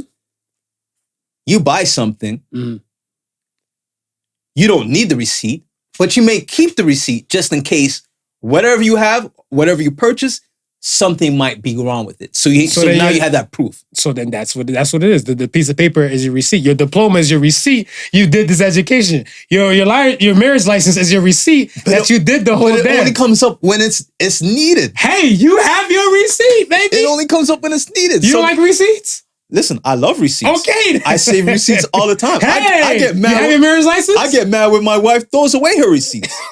Okay. But I have my marriage license. But even without the license, right, we'd still be married. And this is where it comes back to the word life. You don't need a ring to be my wife. Right. So that's what I'm saying. Like, when they said love and marriage go together like horse and a carriage, whatever. I'm like, no, you don't need the two. No, you don't need the two. You don't need the two. You really want to pick one. I feel like everybody you love is not somebody you're gonna marry. Yes, that's true. Right? And I feel like it's to what your personal end game is. Yeah. Because I still feel like a lot of motherfuckers, they don't like the marriage, they like the wedding. Yeah. They like the wedding day. Yeah. Like that and all the above, like, oh my God, it looks so beautiful. Oh my The God. whole fantasy of it. They grew up as a little girl, like dreaming about this one day, not about the marriage. See, that's when my disclaimer would come out. Not all little girls dream about marriage. That's that person over there. Nice guy, Marv. Most little girls who have been brought up Hashtag cancel shit smooth growing says. up and marrying a Prince Charming have dreamt about that day. What's the opposite of Prince Charming? I'm just asking though. Hold on. What? Court jester, little junkie or something? Like Or just a dirtbag. Okay. Yeah, because I mean, hey, you know, you see some dude, he might look like, you know, Predator without the mask and everything. Be like, damn, how he supports me and my dreams. They're like, oh, we get it now. You're the trophy. Continue. You're the trophy wife. Continue. You're the well done stature. Well done. Bravo. Well done. Okay, that's it. All right, this is some real shit. All right, let's start to wrap this show up, damn it. Let's get to the question of the week. You ready for this? I'm ready. Ready, mate? Crikey. There's no good time. But when is the best time of day to break up with someone? I'm going to have to say the afternoon. Pick a time. Around 5:30. That's evening, dog. What the fuck you mean? I think you're talking about like 2. No. Let me hear I'm this. I'm going to say 5:30. 5:30. Yeah. All right. Let me hear your ration. All right. You want to hear mine? And then okay. Okay. I'm going to say noon. Okay. High noon. High noon? High noon. Because that's where some of the showdowns will go with stuff Right. in the wild, wild west. Right. Tell me why you said 5:30. I say 5:30 because I think you need at least 2/4 of the day to seriously think about what's about to happen. Maybe eat some food, sit down with it. All right. Look at your partner, see how your other partner's behaving. You know what I mean? Because I mean, if he's having a great day, it might be a good time. If he's having a bad day, it might not be the right time to bring up the divorce papers, bring up the breakup challenge. Oh, so are you speaking from a woman's perspective? Because it sounds like you. I'm speaking from both perspectives. Oh, okay. So you're saying now, if they're having the time of their life and stuff, whatever, you're here to bring the balance because they're having the best day ever, and now you come with Hiroshima and this divorce talk or this is over talk. Yeah. And you know, it's 5:30 in the evening. Hopefully, it's an after work chatter or something like that. Because if they're having a bad day, your shit might get keyed up. Couple windows might get smashed. Jasmine Sullivan, I bust the windows out bro. your car. Yeah. Okay. We did. You needed to say something to me, nigga. We can talk about this tomorrow. Yeah. And you're gonna keep putting it off. Okay, so Yeah. Salute to San. We had this convo. And my time before was 3 in the afternoon. 3 in the afternoon. Now, I said that in the beginning before. Now, a lot of times people, we try to practice what we preach and stuff over here on the Podical Sons. Yeah. Where we know we don't set the bar. So some of the questions and the topics that you hear, they're not just going just from him and I, and it's done. Right. This gets cycled around to the peoples and stuff that interact with us. Like if you want more interaction with us or you want to be part of this, hit us up constantly. Don't hesitate when you see the polls and questions and stuff will go up. You have any suggestions and everything like that? Yeah. Don't hesitate to hit us. I Q&A'd, not close to Steve Harvey or Family Feud crew. Right. Well, over 50 people. Okay. Over 50 people. And let's say the 90% of women, Right. they jumped in and said first thing in the morning. First thing In the morning. Salute to San. San said 6 fucking a.m. to break up with somebody in the morning. This guy probably still has morning wood. He probably has piss in his dick that he needs to eliminate. He didn't have a fucking cup of coffee. And when I started asking other women and everything like that, one woman gave me a hypothetical situation. She said, if you and I, Marv, Right. are in a relationship and stuff, Yeah. I'm supposed to sit with this fucked up thought the whole goddamn day until you want me to break up with you when? 3 o'clock? She's like, so I'm going to fuck up my day when I know this relationship is already done. I was like, oh my gosh. Oh my gosh. But 6:30 though? I was like, 6:30? I might be like, you might try to be breaking up with me at 6:30. I'm going to fake it. I'm going to fake it like I didn't know shit. I'm going to fake it like I didn't know shit. So I'm going to lay there and stuff, whatever, like morning, it's about to be a good morning. It's a wrap. Yeah. You're like, what? What? Like I'm all discombobulated. I'm going to put my head right back on the bed. Shit, get your shit. And I'll be like, yeah. I get my stuff in a minute. Give me a minute, whatever. And then as soon as you walk out the room, I'm going to call her ass at fucking lunch. Hey, man, I had this nightmare where you trying to break up with me. I was asleep, though, but it was a nightmare. What's up? One woman told me, she's like, another woman, she works in my hospital. She said, be at this straight. What time you start work, Marv? I said, I work 8 to 4. She said, so I will call you at 7. When I know you're up and you get up in the morning, you take a shower and then get yourself together. I'm like, yes, I do. She's like, I'll give you a message like around 7:10 while you're washing your balls and say, hey, you get a chance? Hit me up. So I'm like, this motherfuckers are thinking. Yeah. Why I changed my time from 3 to noon, one other person said to me, she said it just like this. She said, I break up with you first thing in the fucking morning. Right. Anytime after that, I can meet the man of my dreams. The real man of my dreams. True. She said, but because I'm a loyal ass fucking woman, I want to dump you 3 o'clock in the afternoon. I went to go get coffee. I had a moment with the right man. But because I'm not a cheater, I let the right man walk out of my life, consider the fact that you're already about to walk out my life 3 o'clock in the fucking afternoon. She said, you're getting dumped first thing in the morning. I was like, oh my gosh. Dump my ass first thing in the morning. Cold-blooded. So help me God if I hit the lotto come 12 o'clock. Oh yeah, the midday numbers, the big threes and all that shit will run.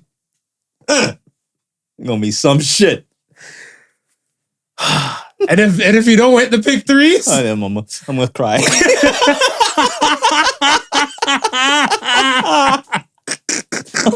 I'll say my sorrows. Yo. Oh man.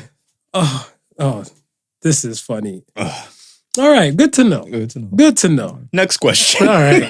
Let's get to the Ask the Sons and let's slide up out of here. First Ask the Sons questions comes from Some Milk. You meet God and you can only ask one question. What would you ask God? Did I do enough to get through the pearly gates? Nice. I asked God, do you really actually want to be worshipped? Because like when they say in the the seventh day or the Sabbath day and stuff, whatever, that's supposed to be for rest and worship. Right. How this is the worship part? Like sometimes you just do shit just to do it. Yeah. Because it's I don't know. But my thing is that's the reason I'm asking God, like, what was the main purpose of that you created us and these beings and everything else and everything like that? Did you expect to be worshipped? Because here you can individually collect the ant farm and then you can create like a damn ant haven, right? And everything like that. Do you expect the ants to kind of just, chisel it out in the damn sand or in the dirt, all hail smooth? Shit, they better make a statue of me. Okay. I better look one day and my face on top of an anthill. I understand, my lord. All right. All right. There you go. There you go. Oh, good question, though, by the way, Samuel. It is a good question. Elliot24 with the next question said, what is the hardest thing you've had to tell someone? The hardest thing I had to tell someone that I remember, I had to tell somebody that somebody we knew died. Yeah. And because like I was just with them, let's say hours earlier. And then the person and stuff kind of just came up like, oh, blah, blah, blah, and everything about this. I was like, yo, you didn't hear? And they're like, what? And I told them and stuff, and they're like, because I'm a jokey person. Right. I'm like, no, real shit. Like, I put this on my mom, I put this on my unborn children. At the time I didn't have kids. Yeah. And when I said that, so they saw the sincerity within me. Right. And they just broke down crying. And I felt like I didn't want to be the person to bear the bad news. Yeah. But that was like one of the hardest things I've ever had to tell somebody. That's a similar thing for me as well. Being a bearer of bad news with a passing. Yeah, that's always a hard one, right? Because there's no real delicate way of doing it. Facts. And it's not like you cannot do it because that person has to know. Yeah. Right. So it's one of those things that if you're the bearer of bad news, you kind of have to put the feelings aside and deliver the message and be prepared right after delivering that message to bring those feelings back, because that person's going to need some feelings and you're definitely going to need that feeling just watching that person. Yo, I think a friend of mine told me that he had to, I think it's a grandparent, I think grandfather, grandmother, can't remember. Yeah. But he said, like, they were in the hospital and everything and like that. And I think the situation was going grim and the family was kind of like debating what a damn to do with them if they don't, and all that type of stuff. Not really pulling the plug because said grandparent was kind of still alive. Right. But they said the hardest thing, I remember, like, it wasn't similar to this question, but it was like, they said it was a hard pill to swallow that they had to break it down to the grandparent and stuff like, yo, you're never leaving this place. Yeah. You're never leaving this place. Like, if you leave this place and stuff, whatever, like, didn't say it in only so many words, it was kind of like in a body bag. And the grandparents just kind of like put their head back and stuff, whatever, and just like, go outside with your parents. I need a moment for myself. Yeah. And I was like, damn. And like, I think within, they said like less than 12 hours, said grandparent passed on their own. Right. Because I guess they just probably lost the will to live. Yeah. Yeah. So I was like, shit. But hard to swallow, man. Hard to swallow delivering it and hard to swallow receiving it. Facts. Last question comes from Doormat. Doormat with two T's. What would happen if Bill Gates and Jeff Bezos came out as a couple? What wouldn't happen? Okay, what would their couple? Their couple name would be Biff Gazos. Ha! Biff Gazos. Biff, yeah. Like, you know, Benefers and shit like that. Biff Gazos. If they came out, they basically Gazos. No, I think that's a fucking rock iron clad, like, I don't know, prenup that has to be drawn up. This is billions on the table right here, baby. Like, that prenup it has to be rock solid. But I'm not sure if Bezos has remarried? said he would give away majority of his fortune He's through philanthropy. But I know Bill has said that. Oh, you said Biff. I'm about to say, oh shit, you already looking at them as a couple? I'm already seeing it into the future. That's a power couple. Power top, power bottom. I don't know. Like, I think with them, with all that kind of money, if they were like to be like a couple or shit like that, whatever, maybe, no, that would fuck up their money train. I'm about to say maybe this would be the time to sell out discount codes for Amazon. I mean, for Microsoft. If you have Amazon Prime, you can get discounts on like you Microsoft. Get everything free. I think it's just still around free. Yeah. I heard during the height of the pandemic when he was when Bezos was the multi billionaire. Mhm. When he had reached that astronomical figure, they said he had so much money Mhm. that if he had given every employee in Amazon, every employee worldwide, 100,000 each, he would have still been the world's richest man. Jeez. Maybe that's the reason he probably feels bad for the philanthropy stuff that he's now trying to do now. But probably. Yeah. That's a high ass number. That's crazy when you really think about it. Like you have literally the power to take not country, but countries out of poverty. Yeah, but billionaires don't do that, right? That's the 1%ers. That's 1%ers of the world. And I feel like we all work for billionaires. We all, if you're an employee. Some way, shape, or how. Yeah, you work for a billionaire, like a billionaire and $1 billion companies and stuff like that. So I feel like it's not in their best interest to pay you like that. Yeah, right. Because they just still want to retain all this fuck you money. Mm-hmm. If they have a purpose for them, you can't tell nobody how to spend their money, but... Nah. I mean, they're trying to colonize space right now. Yeah, that's different. It's like when you think about it, like, there's problems on Earth. No, let's go colonize space. That's arrogant as fuck. I always say that. Like, I always say, like, when they say, like, the World Series, I'm like, yo, Japan play baseball, Korea play baseball. Right? Like, other countries in the world play baseball. Cuba, but no, it's only North America. But we're going to call it the World Series. All America and one Canadian. And one Canadian baseball team. We're going to call it a World Series. Like, that's some arrogant shit. Or like Miss Universe and all that type of stuff. Not only is it arrogant to call it well, maybe because most of the best players don't come from Canada or America. Oh, that's kicking the nuts. Nah, man. Those Latin countries, those Latinx countries? Yeah. Nah, no, but man. that's what I'm saying. Yeah. Maybe they call it World Series because some of the best players don't come from Canada or America.